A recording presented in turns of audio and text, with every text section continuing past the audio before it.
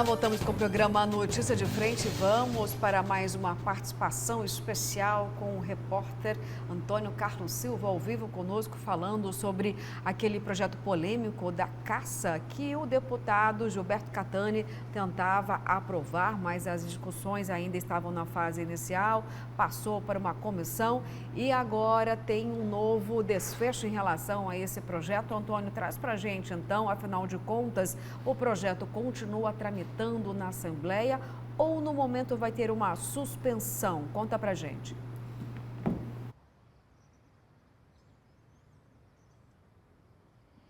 Luciana, Haroldo, Daniel, você acompanha a Notícia de Frente, é um desfecho momentâneo.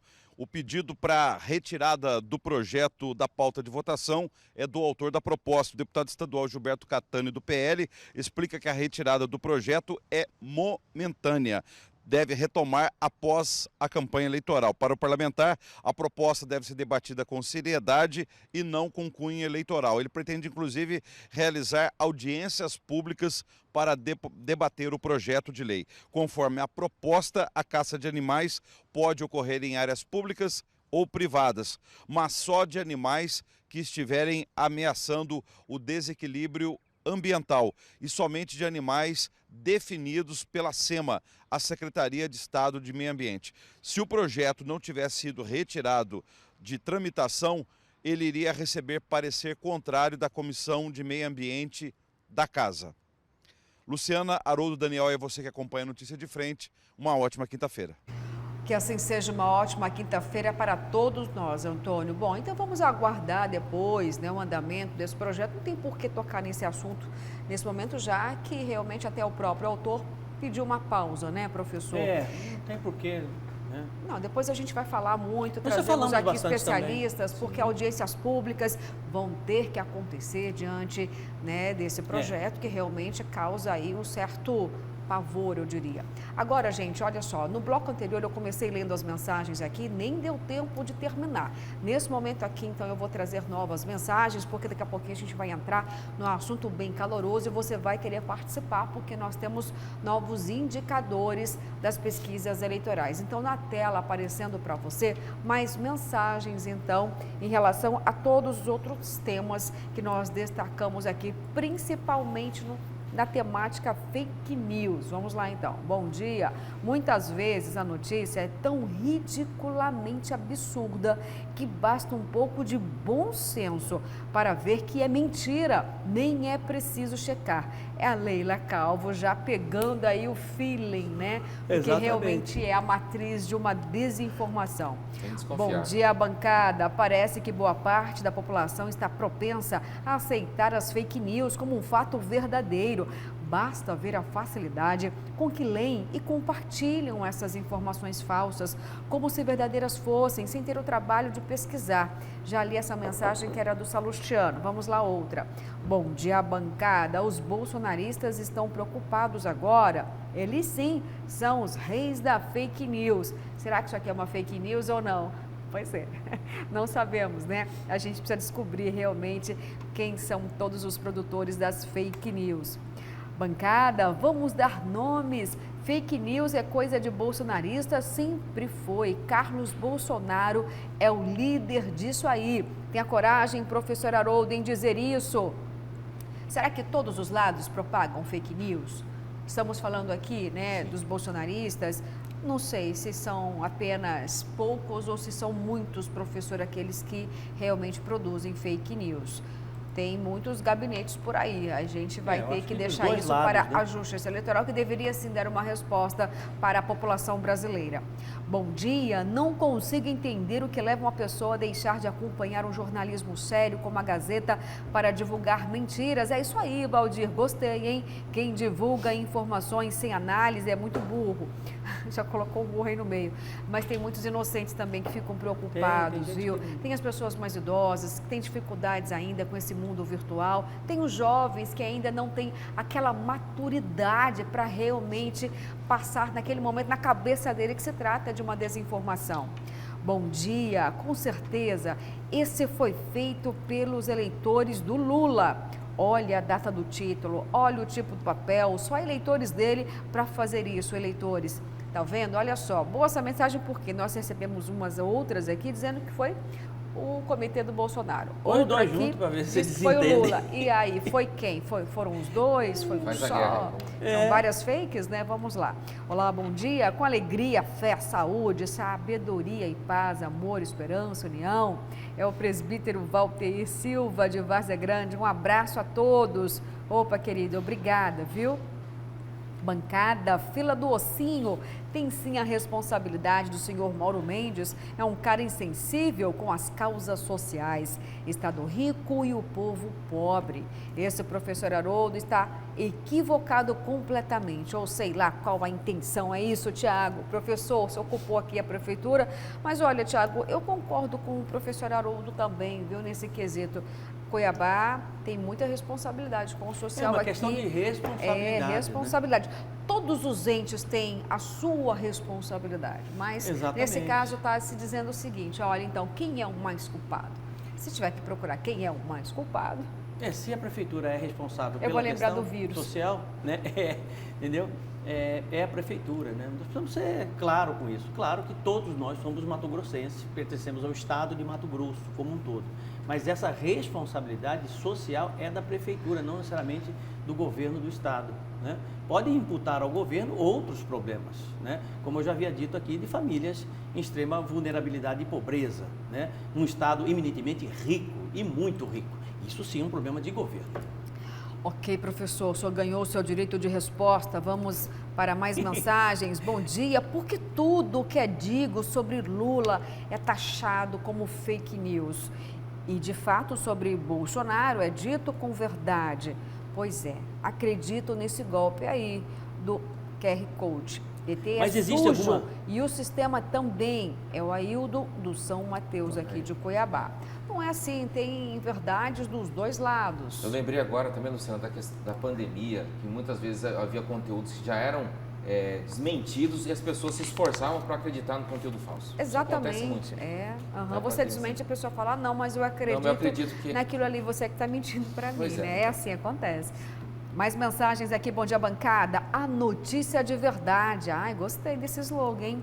Fiz pequena pesquisa na plataforma, só gente boa. Muitos em situação em julgamento. Quando será que vão julgar? Ótima pergunta, viu? Difícil limpar a Câmara Estadual, Federal e Senado com essas ricas opções de candidatos, né?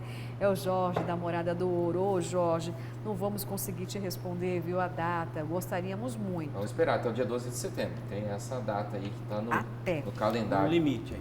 A última mensagem aqui desse bloco, gente. Bom dia, pessoal da Notícia de Frente. Bom trabalho. Parabéns, nosso presidente Bolsonaro. Atitude correta. Tanto que à tardezinha, em Juiz de Fora, milhares de pessoas aplaudindo de pé nosso presidente. Apoio total. E o Lula ladrão nem às ruas pôde sair para ser no primeiro turno. É Clóvis do Imperial. Verdade, né? O presidente em Juiz de Fora, mas Lula conseguiu sim dar o start na campanha em uma montadora de veículos em São Paulo. Ele cancelou na primeira hora da manhã por falta de segurança, mas depois, mais tarde, ele realmente conseguiu fazer o lançamento. Então, ele também fez, viu?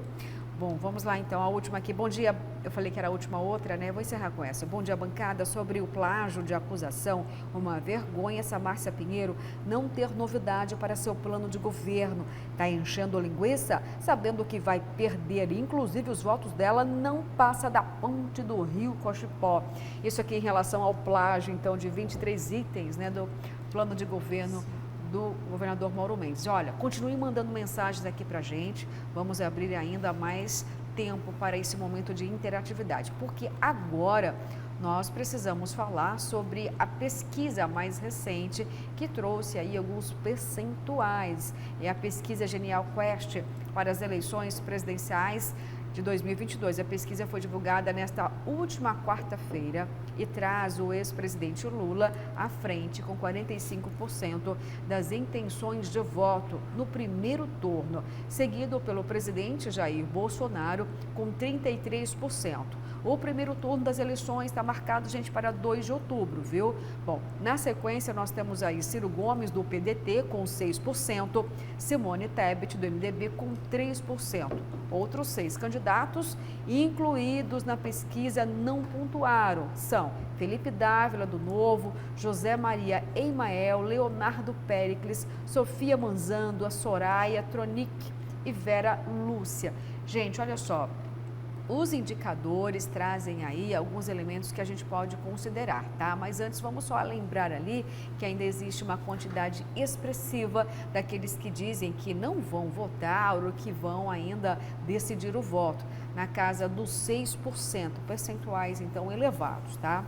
Só para a gente reforçar aqui, 2.000 pessoas foram entrevistadas, face a face, frente a frente, o que é a pesquisa mais confiável, digamos assim, porque as pesquisas vão até receber selo, né, de confiabilidade, Daniel. E as que fazem entrevistas de forma pessoal, o professor ganha mais confiabilidade. Muito bom isso, viu? Olha, a pesquisa aconteceu então, gente, nesta semana e o levantamento tem 95% de confiança. Bom, senhores, querem já comentar sobre esses indicadores ou vamos para o segundo turno, porque tem outros percentuais aqui? Eu penso que os institutos de pesquisa, né, eles deveriam ser chancelados, né, por grau de assertividade. Né? O que é isso, professor? Desde a eleição passada, se você pegar alguns institutos de pesquisas, né, eles erraram absurdamente. Mas erraram assim, uma coisa impressionante como erraram em 2018. E não foi um só instituto de pesquisa, não. Vários.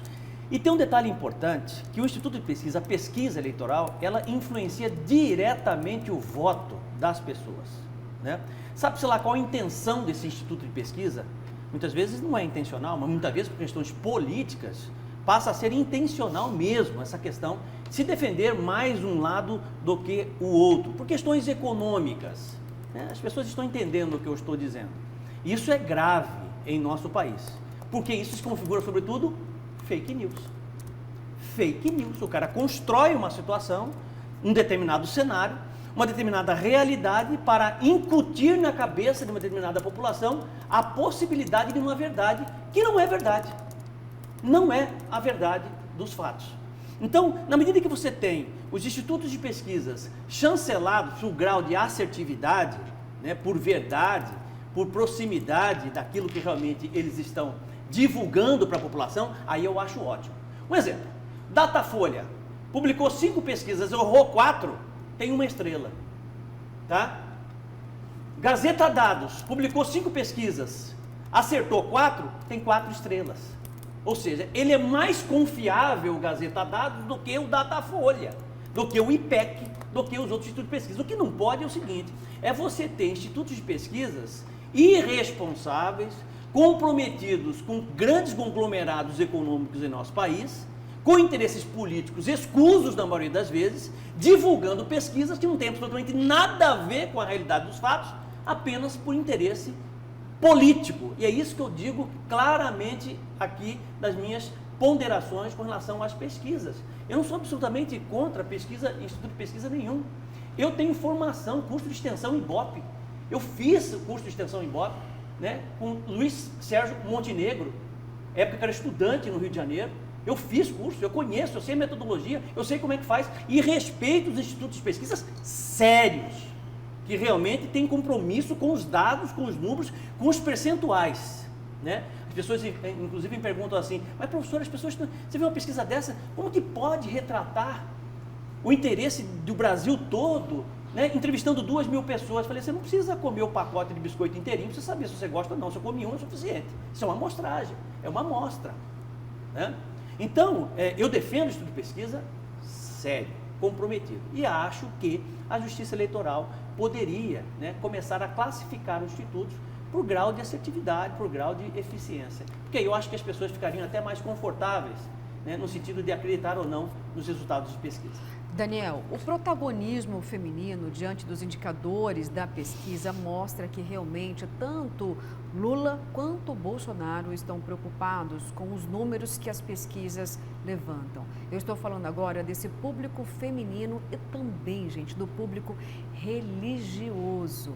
houve uma alteração dos percentuais em relação ao presidente Bolsonaro com a preferência do voto feminino. Sabemos que as mulheres, elas são maioria nas eleições. O percentual se destaca, Daniel. Então, ou seja, tanto Lula quanto Bolsonaro vão disputar ali, gente, de uma forma muito ferrenha o voto feminino. O próprio Planalto tem esse conhecimento e reconhece esses números, tanto que uma das principais estratégias de Bolsonaro é colocar a primeira-dama, Michele Bolsonaro, para se comunicar com quem? Com as mulheres e com as pessoas religiosas. Deu certo? Deu certo. E por que deu certo? Porque o presidente tem conhecimento das pesquisas e sabia que ele tinha uma certa reprovação generosa, eu diria, por parte das mulheres.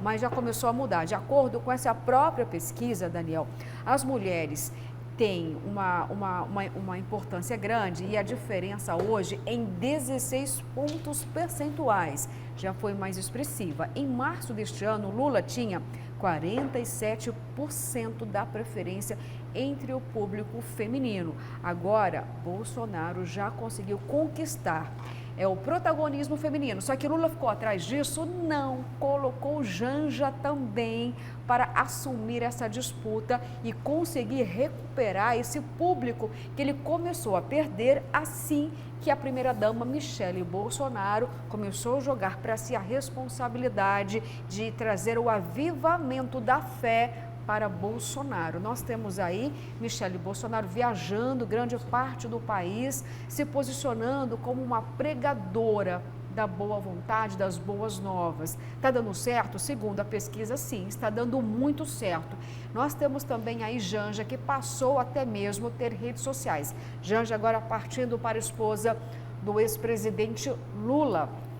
Ela abriu essa página recentemente, está fazendo inúmeras postagens, se comunica ainda mais com a contextualização social, falando da fome, da miséria, em alinhamento com Lula, Daniel. Ou seja, os indicadores das pesquisas, eles servem sim para alimentar as principais estratégias de campanha dos presidenciáveis? Sem dúvida. Só lembrando que esse ano teremos 156 milhões de eleitores aptos a votar no Brasil. É o maior eleitorado da história, né? Houve um acréscimo de mais de 8 milhões e meio de eleitores em relação a 2018, o que denota o interesse de que as pessoas ficaram mais atentas à disputa eleitoral e a polarização ajudou nesse processo, né? Com a estratificação aí desses dados, mostrou-se aí, como você já disse, que o eleitorado feminino é a maioria. E o caminho que o Jair Bolsonaro, sabendo disso, porque eles têm as pesquisas internas ali do Palácio do Planalto e da equipe dele que o circunda, sabia que ele tem que avançar sobre essa parcela da população das eleitoras, né? E vai utilizar bastante a primeira-dama Michele Bolsonaro nesse processo. E qual é a linha? Como você bem também destacou, a linha é tentar focar nas mulheres evangélicas ou cristãs do país. A maioria da população brasileira é cristã e ela tem bastante interlocução com essa parcela da população. Vai tentar, pelo meio religioso, né, cada vez mais citando questões metafísicas, espirituais, né, trazendo para dentro da campanha do Bolsonaro elementos sobre o cristianismo, sobre religiosidade e, a partir daí, tentar costurar o apoio das mulheres, já que ela sabe, e ele próprio sabe, o Jair Bolsonaro, que ele tem eu diria que é uma ampla rejeição, sim, no campo feminino, já que é um histórico, desde que ele era deputado federal, houve várias manifestações dele em relação às mulheres de forma depreciativa. Isso vai vir à tona também na campanha novamente, para quem acabou esquecendo, né, do grandes embates, da questão dele falando para a deputada Maria do Rosário que ela não merecia ser estuprada, depois se referindo à própria filha Laura como uma fraquejada, né? Tudo isso foi se acumulando para colocar ali no Jair Bolsonaro como uma pessoa machista e misógina, né? Para ele quebrar esse tipo de manifestação, esse tipo de título, de rótulo, ele está usando bastante a primeira-dama Michele Bolsonaro, que agora está tendo uma importância fundamental aí na campanha do Bolsonaro e vai continuar a percorrer o Brasil. E agora, como você também destacou, a Janja, que estava ali, mas de lado, não estava participando muito do processo eleitoral juntamente com o ex-presidente Lula, também vai ter essa importância, esse protagonismo, né? O Lula também, que depois de ser alvo dessas fake news aí sobre fechamento de igrejas, resolveu já no dia do lançamento da campanha dele lá em São Bernardo do Campo, dizer que dar recados para a questão evangélica ali, para a parcela das pessoas que são cristãs, né? E também a gente vai esperar que nas próximas semanas, pelo menos, o embate fique nesse nível aí, né? Nesse nível espiritual, metafísico e religioso. Tá sendo transferido para lá, né? Esquecendo um pouco de plano de governo, esse embate da pauta de costumes, né? Daqui a pouco ela vai acabar virando protagonista mesmo. Olha, nós mulheres somos a maioria dos eleitores. Há 2 décadas somos 82 milhões de mulheres, ou seja, nós vamos decidir praticamente essas eleições. E aí, a mulher está presente onde? É a mulher que vai mais para a igreja, é a mulher que fala: ô Haroldo, você já fez uma oração, uma prece, já foi no templo religioso, está falando com Deus? Daniel, a mulher é que vai ao supermercado, ou seja, aí já virou para a pauta econômica. Ela que sabe contar muito bem o quilo da carne, da fruta, do botijão. É a mulher muitas vezes que vai à farmácia comprar medicamentos. Não que os homens não façam isso, eles fazem isso. Eu que faço, mas a mulher tem esse tato, a maioria das mulheres. Por quê, professora? Eu estou puxando esse gancho, não que os homens não façam, mas nós temos aí muitas mulheres que são arrimo de família, são elas que sustentam os filhos, muitas não têm um companheiro ao lado. Ou seja, nesse momento, então, a disputa presidencial entendeu que vai ser preciso conquistar ainda mais o voto feminino. E as mulheres estão na igreja, as mulheres estão em todos os setores econômicos da sociedade. Temos também o segundo turno aparecendo aí na tela para a gente, os indicadores da pesquisa. Vamos então ver como ficou. Intenção de voto estimulada para presidente: Lula com 51%, Bolsonaro 38%, indecisos 4%, branco, nulo, não vai votar 7%. Só reforçando para você, gente, que a pesquisa retrata um momento. E que momento é esse? De uma grande melhora dos indicadores para o presidente Jair Bolsonaro, por todos esses elementos que dissemos aqui, em relação à utilização da primeira-dama Michele Bolsonaro e também da pauta econômica, professor, que nós tivemos uma pequena melhora em relação ao custo de vida. O pensamento não pode ser diferente. Pela lógica, você precisa entender, pelo menos tem dado certo. Deu certo com Lula, deu certo com a Dilma, essas ações assistencialistas em véspera de eleição. E não vai ser diferente com o presidente Jair Bolsonaro. R$2.000 para motorista de caminhão, R$1.000 para taxista, subsidiando o gás de cozinha, diminuindo segunda queda consecutiva no valor da gasolina, queda no valor do diesel, né? Queda nos produtos de cesta básica. Consequentemente, isso dá uma certa musculatura para o presidente Jair Bolsonaro, né? Mas a pauta social, isso que vocês estavam conversando aí, ela está muito presente, né? Pulsante em nosso país e será muito bem explorada pela Michele Bolsonaro, né? Ela chama para si exatamente essa questão das dicotomias metafísicas, né? O bem contra o mal, o certo, o errado, o moral, o imoral. Considerando que os fatores positivos estão com a direita e vai sustentar esse discurso, né? E os negativos, ou seja, se a moral está aqui na direita, a imoralidade está na esquerda. Se o bem está aqui na direita, o mal está na esquerda. Isso é uma dicotomia, né? E ela está criando essa situação, né? E a esquerda está sendo atraída nesse sentido, tanto é que o próprio candidato à presidência da República, Luiz Inácio Lula da Silva, já está respondendo estas acusações, que até pouco tempo atrás não falava nada.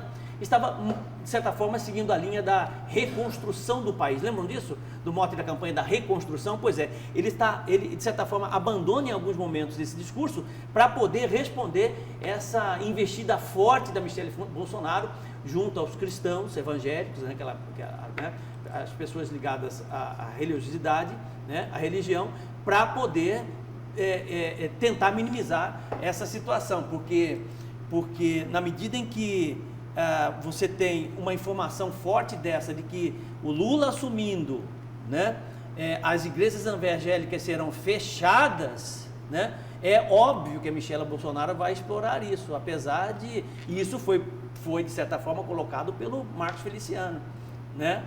Tá? É uma isso reação do Lula, absolutamente isso. não é assim, e não vai acontecer, não pode acontecer dessa forma, né? Então, se você vê que tudo isso, né, as pessoas precisam atentar para os efeitos práticos desses discursos, né?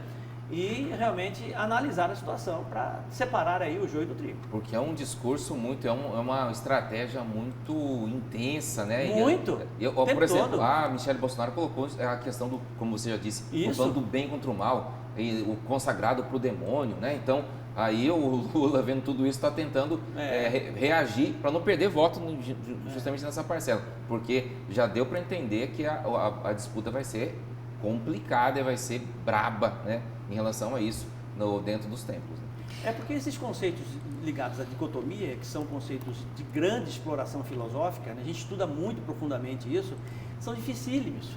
Né? O que é bom para você pode ser ruim para mim, o que é ruim para mim pode ser bom para você. Então, o conceito, né, de mal, de bem, né, é muito mais profundo do que a forma, o discurso que a Michelle está trazendo de forma superficial. Isso que eu estou dizendo para você.